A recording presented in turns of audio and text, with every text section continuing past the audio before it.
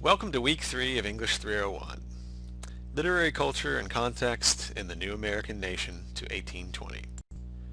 Despite the fact that the early republic was all but saturated with printed documents, newspapers, books, broadsides, pamphlets, leaflets, etc., to think of authorship primarily in terms of print publication greatly limits our understanding of 18th century writing. In fact, colonial Americans composed a considerable amount of belletristic literature for oral presentation and manuscript circulation among friends and like-minded acquaintances. Benjamin Franklin was born in Boston, the 10th son of a family of 15 children. When Benjamin was 12, he was apprenticed to his brother, a printer. He must have been a natural student of the printing trade. He loved books and reading. He learned quickly, and he liked to write. In 1723, Franklin broke with his brother and ran away to Philadelphia. Franklin's career as a printer came at the very time when the colony's print culture experienced a remarkable upsurgence that marked a period of increasing dependence on the printer as a disseminator of information. Franklin, ever an astute businessman, turned this to his advantage. By the time he was 24, he was the sole owner of a successful printing shop and was editor and publisher of the Pennsylvania Gazette. Franklin enjoyed being a printer and wrote an epitaph for himself that shows both his wit and his regard for the industry of printing.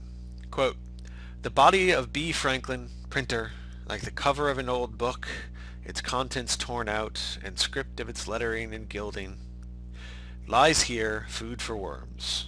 But the work shall not be lost, for it will, as he believed, appear once more in a new and more elegant edition, revised and corrected by the author." He offered his Poor Richard's Almanac for sale in 1733 and made it an American institution, filling it with maxims, most of which he coined himself, for achieving wealth and preaching hard work and thrift. Franklin's famous stove, designed just before he began his electrical experiments, is pictured here. The important feature was the flue, which doubled back and formed a sort of radiator. The stove was redesigned by David R. Rittenhouse and was in wide use by 1795. Before he retired from business at the age of 42, Franklin had founded a library, invented a stove, established a fire company, subscribed to an academy that would become the University of Pennsylvania, and served as secretary to the American Philosophical Society.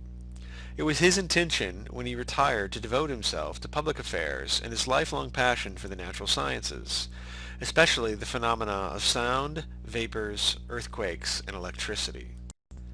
This is the title page from the 5th edition of Benjamin Franklin's scientific book, Experiments and Observations on Electricity, of about 1750. The book was published in London in 1774, 23 years after it was first published in America. Franklin's observations on electricity were published in London in 1751, and despite his disclaimers in the autobiography, won him the applause of British scientists. Science was Franklin's great passion, the only thing, the American historian Charles Beard once said, about which Franklin was not ironic.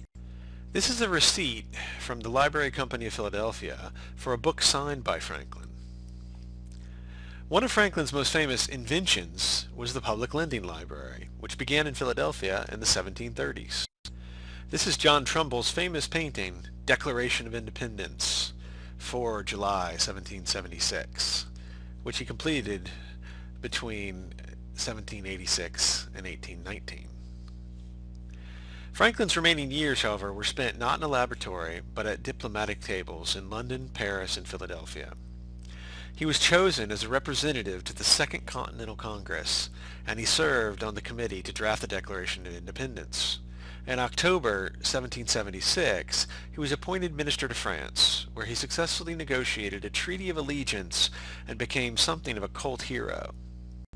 Franklin's most significant contribution to American literature was his autobiography, which he wrote between 1771 and his death in 1790.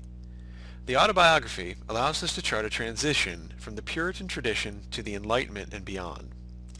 What could be shocking about Franklin from the point of view of a fervent New England Puritan is his breezy acceptance of unreconciled conflicts and discontinuities in his own system of values. The Puritan quest for complete integrity among all one's words, public actions, private life, and cherished principles is replaced by a quest for maximum worldly effectiveness and exemplary citizenship, and the condition of the soul seems to have little to do with his plan. One can begin with a look at the famous rules that he lays out for himself in the autobiography as a method for achieving a kind of perfection. You may notice his hedge about venery, to be used rarely for purposes other than health or procreation, meaning that it's okay to go on a tear once in a while, provided you do it discreetly and don't disturb others. And they may jump at the paradox inherent in trying to, quote, imitate both Jesus and Socrates, as if there were no differences between these moral models, and as if such imitation weren't in itself a problem in trying to achieve humility. When Franklin encounters such dilemmas, as he does here, he escapes with a wink and a joke. Some of these provincial poets took as their model the famous English social clubs in which politics and literature were mixed in the headiest concoctions. At such American incarnations of club culture as the Tuesday Club of Annapolis, Maryland, or the salon kept in the 1760s and 1770s by Annis Boudinot, Stockton, and Princeton, New Jersey, women and men shared hospitality, conversation, and writing. Moreover, writers who have traveled in such circles often prepared fair copies, that is, neat legible manuscripts, of their poetry for literati not present at their meetings. In these circumstances, manuscripts were the equivalent of print. Eventually, however, and particularly as more printers established themselves in the colonies and sought patronage and subscribers, much of this oral or handwritten poetry was circulated in printed form.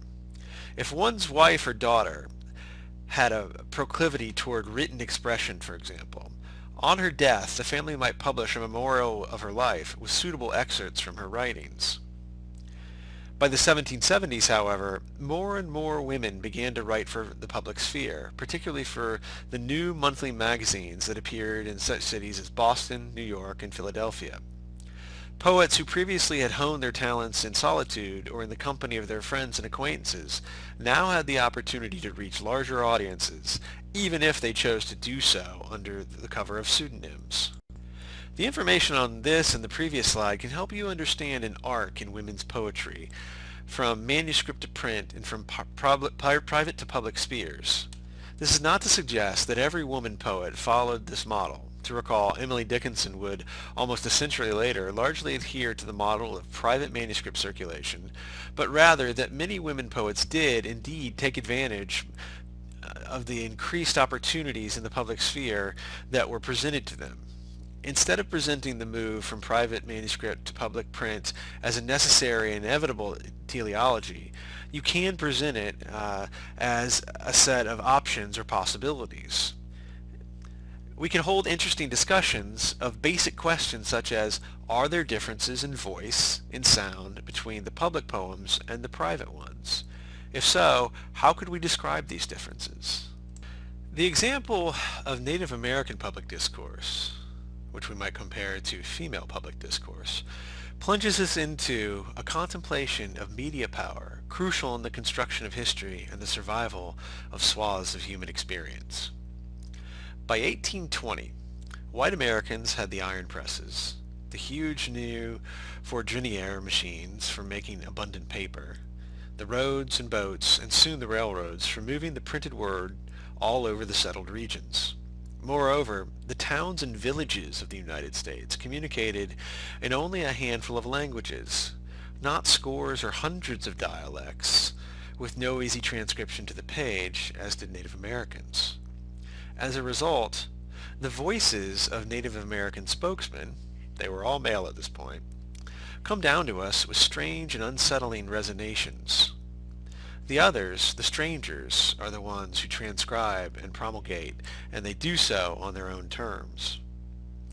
Samson Occam is the rarity in this group, as the one who assiduously mastered English, taught in it, and wrote in it, and later in life came to have second thoughts about his accommodation to the white ways in Christian practice. The others are brought into our language and our medium, that is print, by white men with uncertain credentials and motives. One challenge to us now, as we read through this thick scrim of time and emotionally inflected transcription, is to breathe life into this discourse and not hear it as outtakes from a Cooper novel or a Hollywood film from the 40s or 50s.